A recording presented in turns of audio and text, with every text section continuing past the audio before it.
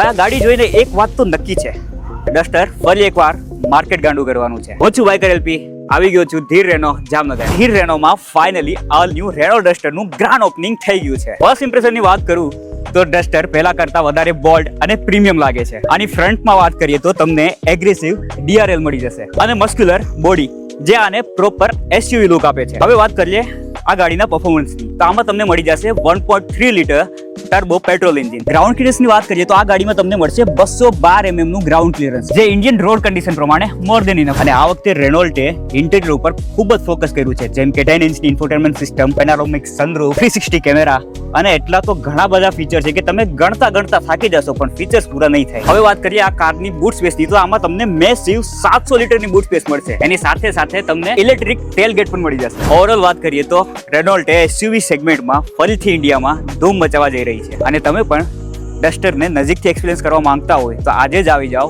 Dhir Renault Jamnagar.